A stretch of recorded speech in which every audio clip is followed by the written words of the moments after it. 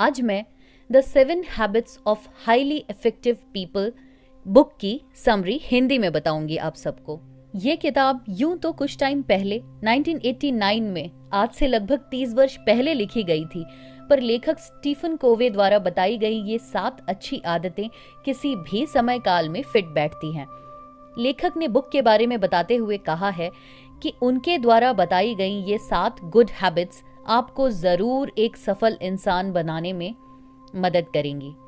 कुल मिलाकर ये किताब खुद के अंदर से बदलाव की शुरुआत करने को कहती है और सही तरीके से अपने विचार दूसरों तक पहुंचाना, उनके समझना और साथ में को एग्जिस्ट करने को बोलती है। ये किताब 4 भागों में डिवाइडेड है।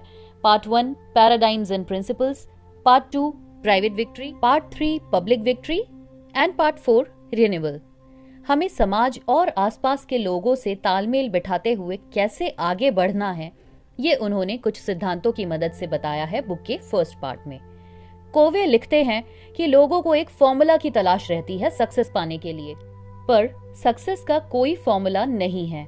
ये एक प्रोसेस है जिसकी शुरुआत स्वयं से ही होती है और स्वयं को बदलने का सबसे अच्छा तरीका है नया दृष्टिकोण। अपने एक बेटे के उदाहरण से लेखक और उनकी वाइफ सैंड्रा ने ये सीखा कि उनके बेटे की परिस्थितियों को बदलने के लिए उन्हें खुद को बदलना पड़ेगा, पर उसके लिए उन्हें सबसे पहले खुद का नजरिया बदलना पड़ेगा। उनका एक बेटा हर चीज में पिछड़ रहा था, उसका मजाक बनता था।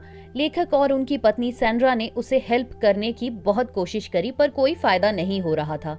बाद में उन्होंने ये रियलाइज किया कि जो भी वो कर रहे थे वो सारी गतिविधियां इसी सोच को ध्यान में रखकर थी कि बच्चे में कुछ कमी है और उसे थोड़ा ज्यादा सहारे की जरूरत है।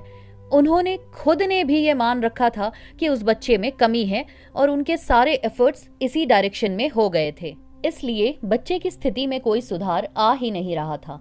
किताब की शुरुआत में कोवे काफी सारी समस्याएं जो कि हम अपनी आम जिंदगी में फेस करते हैं, उनका जिक्र करते हुए बताते हैं कि ऐसे कितने ही लोग हैं जिन्होंने कहने को तो सफलता पा ली है, पर अंदरूनी तौर पे वो स्ट्रगल ही कर रहे हैं। कोवे मानते हैं कि हम जैसा नजरिया रखेंगे दुनिया हमें वैसी ही दिखाई देगी। अगर हम कोई परिस्थिति बदलना चाहते हैं तो हमें उसके लिए खुद को बदलना होगा और खुद को बदलने के लिए हमें अपना नजरिया बदलना होगा। कोवे ने पिछले 200 सालों के सक्सेस के ऊपर छपे लिटरेचर को स्टडी करके ये पाया कि पहले के समय में सफलता का आधार कैरेक्टर एथिक्स होते थे, यानी आपकी सफलता आपकी चारित्रिक विशेषताओं पर निर्भर है, जैसे कि integrity, humility, fidelity, courage, justice, patience, simplicity, modesty etcetera. पर साल 1920 के बाद से सफलता की परिभाषा बदलने लगी। वो अब कैरेक्टर एथिक्स से हटकर पर्सनालिटी एथिक्स पर निर्भर मानी जाने लगी थी, जहां सफलता पर्सनालिटी, पब्लिक इमेज, एटीट्यूड और बिहेवियर से आकी जाने लगी। कोवे लिखते हैं, आजकल लोग शॉर्टकट्स ढूंढते हैं। उन्हें सफलता का फॉर्मूला जानना होता है एक ऑलरेडी सफल इंसान से, पर यह शॉर्टकट दूरगामी परिणाम नहीं देता है। वो लिखते हैं, हमारा नजरिया ही मायने रखता है कि हम किसी भी चीज या समस्या को कैसे देखते हैं। हमें उस सिचुएशन के हिसाब से खुद में परिवर्तन लाना होगा, हमारी सोच में परिवर्तन लाना होगा। बस ऊपर ऊपर एक्शंस और व्यवहार बदलने से कुछ नहीं होगा। यहीं पर हमें 7 आदतें जो अति प्रभावी लोगों द्वारा अपनाई जाती हैं, इन्हें अपनाने की आवश्यकता है। पहली, दूसरी और तीसरी आदत खुद को बदलने से जुड़ी है और चौथी, 5वीं और 6ठी आदत इंसान और उसके रिश्तों से जुड़ी है, उसके सबके साथ सही तारतम्य में को एग्जिस्ट करने से जुड़ी है। और आखिरी और 7वीं आदत फोकस करती है लगातार प्रगति और सुधार की तरफ बढ़ने पर। सबसे पहले लेखक ने हैबिट यानी आदत को डिफाइन किया है। वे कहते हैं कि एक हैबिट फॉर्म करने के लिए नॉलेज, स्किल और डिजायर यानी ज्ञान, कौशल और उस चीज को करते रहने की इच्छा, इन तीनों के परस्पर मेल की आवश्यकता होती है। कोवे ने 3 चरणों यानी स्टेजेस में इन 7 आदतों को अपनाने के बारे में बताया है। निर्भरता से आत्मनिर्भरता, आत्मनिर्भरता से परस्पर निर्भरता, यानी डिपेंडेंस से इंडिपेंडेंस और इंडिपेंडेंस से इंटरडिपेंडेंस। अब एक एक करके ये 7 अच्छी आदतें आपको बताती हूँ। सबसे पहली आदत है बी प्रोएक्टिव। यहाँ ये बता दूं कि कोवे ने पहली 3 आदतों जो कि हमें डिपेंडेंस से इंडिपेंडेंस की तरफ लेकर जाती हैं, को प्राइवेट विक्ट्री शीर्षक के अंतर्गत डाला है। ये 3 आदतें हमें खुद पर कंट्रोल करना सिखाती हैं। To be proactive. प्रोएक्टिव होने से कोवे का तात्पर्य अपनी परिस्थितियों और कर्मों की जिम्मेदारी स्वयं लेने से है। हर चीज के लिए हम दूसरों को दोष नहीं दे सकते। जो प्रोएक्टिव लोग होते हैं वो अपना व्यवहार स्वयं चुनते हैं। एक समस्या या परिस्थिति में किस तरह बिहेव करना है उसे वो कंट्रोल कर पाते हैं, जबकि रिएक्टिव लोगों का व्यवहार बाहरी फैक्टर्स पर रिएक्शन होता है। वो हर बात के लिए किसी न किसी चीज को दोष देते हैं। कोवे कहते हैं कि हम सब लोग बाहरी उत्तेजना या स्टिमुलस पर रिएक्ट करते हैं। अब यहीं पर हमारे पास सबसे बड़ी ताकत है कि हम कैसे रिएक्ट करेंगे। ये पावर या ताकत सिर्फ हमारे पास ही है। प्रोएक्टिव लोग बोलचाल में भी प्रोएक्टिव लहजे में ही बात करते हैं, जैसे कि वो अमूमन यही जुमले इस्तेमाल करते हैं कि मैं ये कर सकता हूँ, मैं ये कर लूंगा या मैं ये करूंगा। जबकि रिएक्टिव लोग जो होते हैं वो अमूमन ये मुझसे नहीं हो पाएगा, काश मैं ऐसा कर पाता, अब यही मेरी किस्मत है, ऐसे जुमले इस्तेमाल करते हैं। रिएक्टिव लोग ऐसा मान के चलते हैं कि उनके एक्शंस और उनके वर्ड्स परिस्थिति जन्य हैं। इन लोगों ने अपना कंट्रोल बाहरी कारकों को सौंप रखा है। एक व्यक्ति के जीवन में जो भी चुनौतियां या परिस्थितियां आती हैं उन्हें 2 भागों में बांट सकते हैं। सर्कल ऑफ कंसर्न यानी चिंता का क्षेत्र और सर्कल ऑफ इन्फ्लुएंस यानी प्रभाव का क्षेत्र। कोवे कहते हैं कि प्रोएक्टिव लोग अपनी ऊर्जा और ध्यान बस सर्कल ऑफ इन्फ्लुएंस पर केंद्रित करते हैं। ऐसी परिस्थितियां या समस्याएं जिनके बारे में वो कुछ कर सकते हैं उसी पर वो अपना ध्यान केंद्रित करते हैं। यही सर्कल ऑफ इन्फ्लुएंस कहलाती हैं। प्रोएक्टिव लोग सर्कल ऑफ कंसर्न पर ध्यान और ऊर्जा जाया नहीं करते हैं, और जो रिएक्टिव लोग होते हैं वो बस सर्कल ऑफ कंसर्न पर ही ध्यान केंद्रित करते हैं। वो सारी समस्याएं जिन पर उनका बस नहीं है, बस उसके बारे में सोचना या बोलना, जैसे कि मौसम या टेररिज्म पर बात करना, यही करते हैं रिएक्टिव लोग। कोवे के अनुसार अगर हम प्रोएक्टिव बनने की आदत डाल लें तो हमारी ऊर्जा अनावश्यक चीजों पर खर्च ही नहीं होगी, तो ऑटोमेटिकली आवश्यक या जरूरी चीजों पर खर्च होने लगेगी। अब दूसरी आदत, habit 2 is begin with the and in mind, यानी अंत का ध्यान रखते हुए शुरुआत करना। क्या बनना है और कहां पहुंचना है ये पहले से ही पता होना चाहिए। मतलब लक्ष्य तय होना चाहिए, फिर उस राह पर कदम बढ़ाने चाहिए। ये आदत हमारी कल्पना पर आधारित है, यानी आपको वो देखना है जो आंखों से नहीं दिख रहा, पर आप दिमाग में उस छवि की कल्पना कर सकते हो। ये आदत इस सिद्धांत पर टिका है कि हर चीज की रचना 2 बार होती है। एक बार मेंटल क्रिएशन होता है, फिर फिजिकल क्रिएशन होता है। मतलब पहले हम दिमाग में उसका निर्माण करते हैं, प्लानिंग करते हैं, विजुअलाइज करते हैं, फिर यथार्थ में उस लक्ष्य को पाने के लिए जो भी स्ट्रैटेजी हम दिमाग में इमेजिन करते हैं उसी पर काम करते हैं। अगर हम ये पहला स्टेप मानसिक निर्माण का ना लें तो अनजाने में ही हम ये ताकत दूसरे लोगों और बाहरी परिस्थितियों को दे देते हैं कि वो हमारा मुकद्दर डिसाइड करे। ज्यादातर लोगों के साथ यही होता है। जिन लोगों ने ये ताकत खुद के पास रखने को आदत बना ली वो सफलता की तरफ निश्चय ही अग्रसर होंगे। कोवे कहते हैं कि अपने लक्ष्य और उसे पाने में फॉलो किए जाने वाले सिद्धांतों का तालमेल बिठाने के लिए हमें अपने पर्सनल मिशन स्टेटमेंट्स लिखने चाहिए, जिसमें इस सवाल का जवाब होना चाहिए कि तुम्हें क्या बनना है और तुम्हें क्या पाना है। ये सफलता के लिए रणनीति तैयार करने जैसा ही है। ये मिशन स्टेटमेंट हमें अपनी जिंदगी का लीडर बनाता है, क्योंकि ये हमें अपने लक्ष्य की तरफ डायरेक्ट करता है। कोवे बताते हैं कि इस आदत को अपनाने के लिए हमें अपने पूरे दिमाग का इस्तेमाल करना सीखना होगा। स्पेशली हम अगर अपने राइट ब्रेन की पावर्स को पहचान कर इस्तेमाल करना शुरू कर दें तो ये हमारे मेंटल क्रिएशन के प्रोसेस को बहुत आसान कर देगा।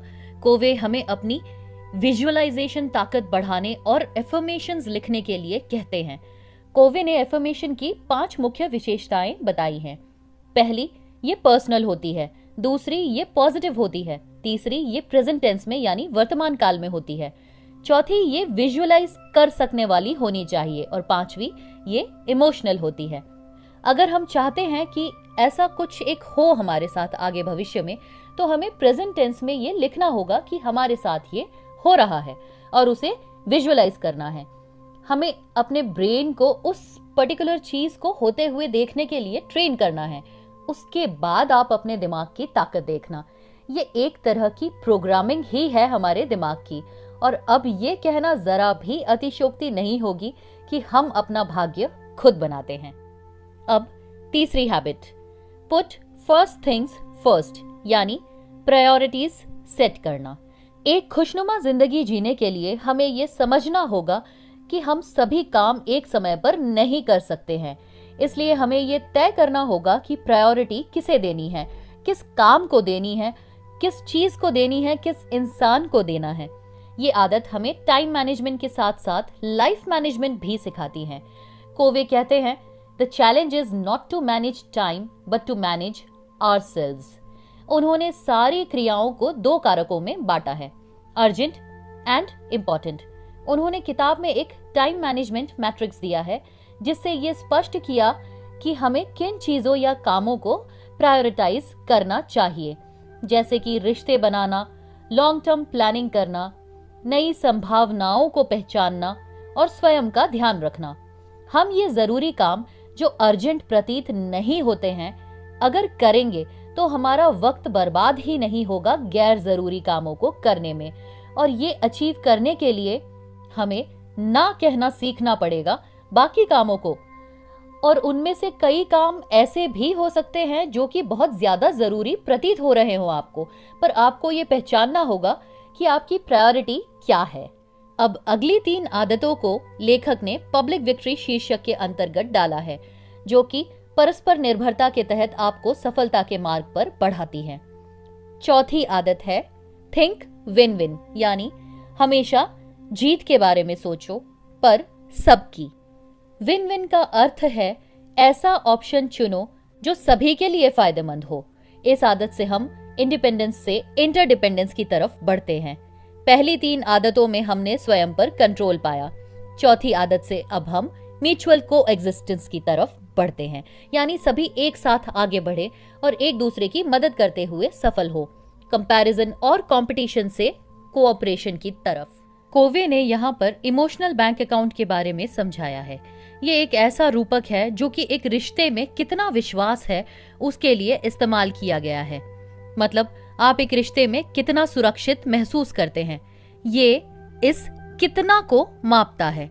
अगर हम अपने इमोशनल बैंक अकाउंट में दया, विनम्रता, प्रतिबद्धता और ईमानदारी डिपॉजिट करेंगे तो हमारा बैंक बैलेंस बढ़ेगा। वहीं अगर हम एक रिश्ते में दूसरे इंसान से अशिष्टता, धोखा, अनादर या उसकी अवहेलना करेंगे तो इसका मतलब ये होगा कि हम अपने इमोशनल बैंक अकाउंट से ओवरड्रॉ कर रहे हैं। इस प्रकार हमारा ट्रस्ट लेवल बहुत नीचे गिर जाएगा।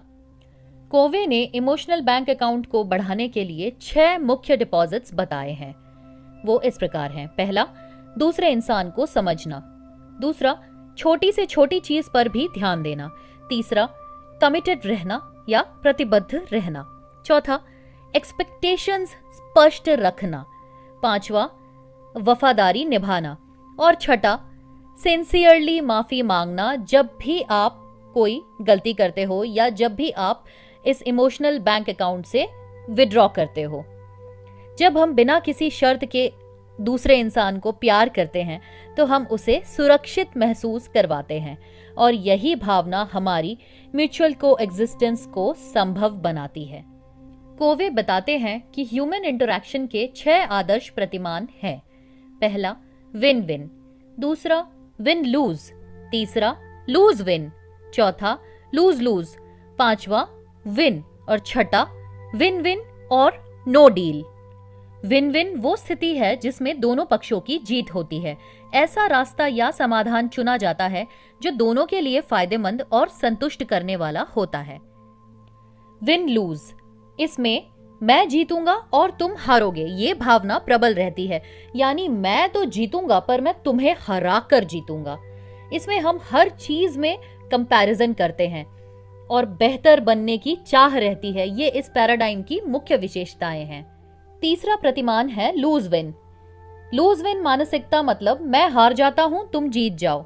ये तो विन लूज मानसिकता और व्यवहार से भी ज्यादा बुरी है। इसमें इंसान हार माना हुआ ही रहता है, प्रोएक्टिव बिल्कुल नहीं होता है। चौथा प्रतिमान है लूज लूज। जब दोनों ही पक्ष विन लूज मानसिकता वाले हो तब सिर्फ अहंकार बोलता है और परिणाम होता है दोनों की हार। पांचवा प्रतिमान है केवल विन, यानी इस मानसिकता वाले लोग केवल अपनी जीत के बारे में सोचते हैं, दूसरों की हार नहीं चाहते।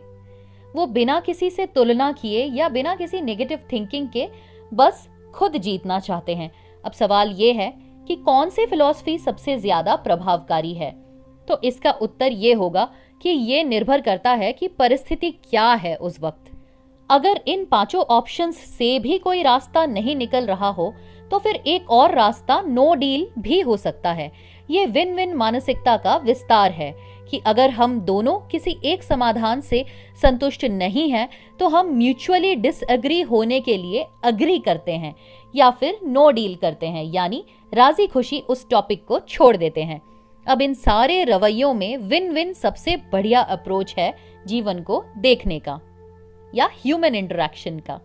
कोवे कहते हैं, एक व्यक्ति जो विन विन रवैये के साथ किसी भी समस्या को अप्रोच करता है उसे हमेशा इन 3 मुख्य बातों का ध्यान रखना चाहिए। पहली, इंटेग्रिटी या वफादारी, अपने सिद्धांतों और प्रतिबद्धताओं के साथ किसी भी परिस्थिति में समझौता ना करना। दूसरी, मैच्योरिटी, अपनी सोच और भावनाओं को साहस के साथ सबके सामने रखना और दूसरे की भावनाओं और सोच की उतनी ही कद्र करना। तीसरी, अबंडेंस मेंटालिटी यानी प्रचुरता की मानसिकता।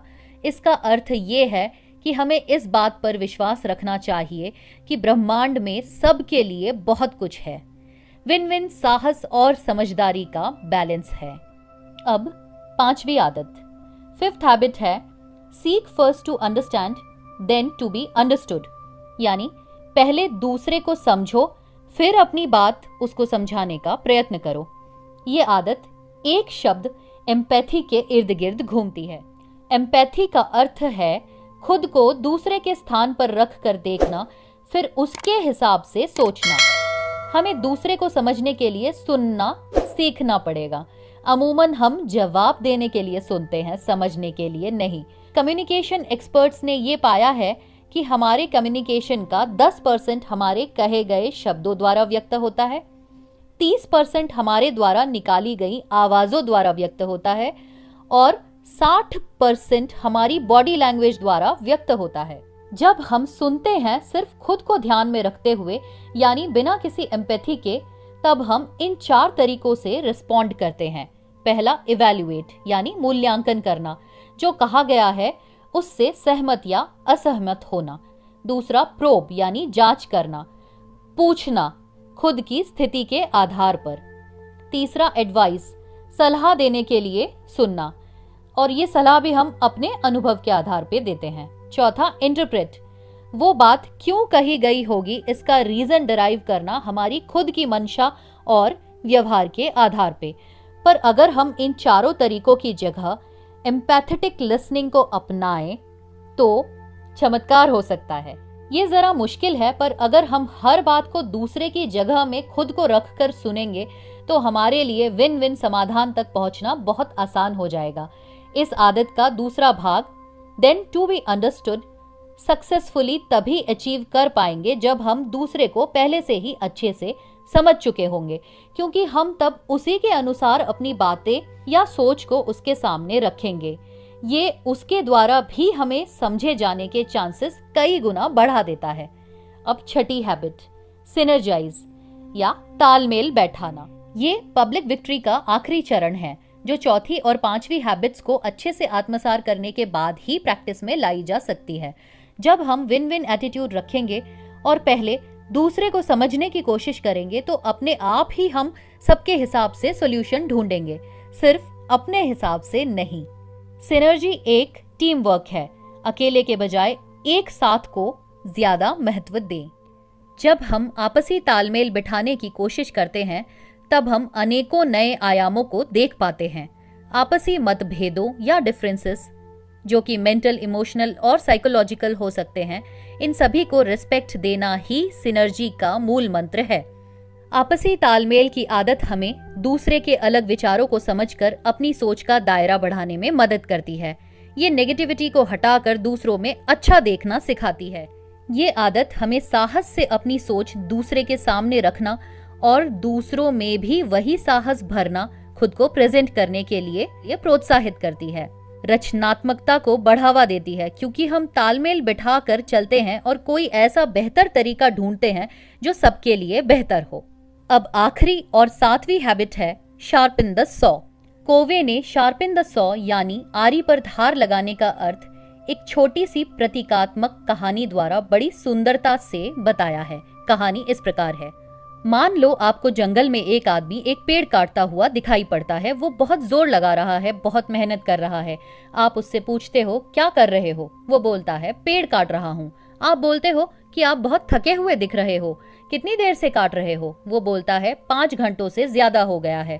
तो आप कहते हो कि थोड़ा रुक कर आरी में धार क्यों नहीं दे देते, जल्दी हो जाएगा। वो कहता है मेरे पास टाइम नहीं है आरी में धार लगाने को, मैं पेड़ काटने में बहुत ज्यादा व्यस्त हूँ। 7वीं आदत यही आरी में धार लगाना है, यानी आपकी सबसे बड़ी पूंजी जो कि आप खुद हैं उसका नवीनीकरण करते रहो। मुख्यतः 4 आयामों पर आप खुद का नवीनीकरण कर सकते हैं। पहला, शारीरिक। अच्छा पौष्टिक खाना खाना, व्यायाम करना, खुद को तनाव मुक्त रखना। दूसरा आयाम है सामाजिक या भावनात्मक आयाम। इसके अंतर्गत हमें एम्पैथी यानी खुद को दूसरे की जगह रखकर देखना, इस चीज की प्रैक्टिस करनी चाहिए। सेवा करनी चाहिए दूसरों की। हमें तालमेल बिठाना समाज से और रिश्तों में ये सीखना चाहिए। अर्थपूर्ण संबंध बनाने चाहिए और खुद को स्वाभाविक सुरक्षा प्रदान करनी चाहिए। तीसरा आयाम है मानसिक। तो खुद को मानसिक रूप में सुदृढ़ करने के लिए हमें पढ़ना, लिखना और सीखते रहना चाहिए। चौथा आयाम है स्पिरिचुअल यानी आध्यात्मिक आयाम। इसके अंतर्गत हम खुद का नवीनीकरण करने के लिए मेडिटेशन कर सकते हैं। हमें पढ़ना चाहिए, हमें प्रकृति के साथ समय बिताना चाहिए, प्रार्थना करनी चाहिए और सेवा भी करनी चाहिए। ये वो सारी क्रियाएं हैं जो हमारे नवीनीकरण में मदद करती हैं। और अगर हम धारदार रहेंगे या फ्रेश और अपना 100% रहेंगे, तभी हम बाकी की 6 आदतें प्रैक्टिस कर पाएंगे। ये खुद को शार्पन करने की जो प्रक्रिया है, इसे हमें हमेशा करते रहना पड़ेगा। इन सभी एक्टिविटीज से ही हमें सारे काम करने की डिजायर और एनर्जी मिलेगी। अगर हम खुद को रिन्यू नहीं करेंगे तो हम उस आरी की तरह भोथरे हो जाएंगे जिसे बस काम में लिया जा रहा है पर वो परफॉर्म नहीं कर पा रहा है। हमें हमारी सबसे अमूल्य संपत्ति यानी खुद का सबसे पहले ध्यान रखना होगा, तभी बाकी सारी आदतें अपनाना संभव है लंबे समय तक। ये आखिरी हैबिट यानी शार्पनिंग द सॉ एक प्रोसेस है, एक प्रक्रिया है जो हमें प्रगति पथ पर आगे बढ़ाने के लिए सक्षम बनाती है। तो ये थी वो 7 आदतें जिन्हें अपनाकर हम सभी सफल और प्रभावकारी व्यक्तियों की श्रेणी में आ सकते हैं। कोवे किताब के अंत में कहते हैं कि हालांकि उन्होंने ये किताब लिखी है पर वो आज तक स्ट्रगल कर रहे हैं 7 आदतों को अपनाने के लिए, क्योंकि ये एक निरंतर चलने वाली प्रक्रिया है। पर वो इस चीज से नाखुश नहीं है क्योंकि यही उनके जीवन को अर्थ प्रदान करती है। वाकई में कोवे ने लगभग सब कुछ ही कवर कर लिया है इस किताब में, जो हमें एक बेहतर इंसान बनाने के लिए आवश्यक है। मैंने एक छोटी सी कोशिश की है इस किताब को समराइज करने की। अगर आपको मेरा ये प्रयास पसंद आया हो तो वीडियो को लाइक और शेयर जरूर करें और मेरे channel the Joy of reading को सब्सक्राइब कर लें, ताकि मेरे ऐसे ही अनेकों प्रयास आप सभी बुक लवर्स तक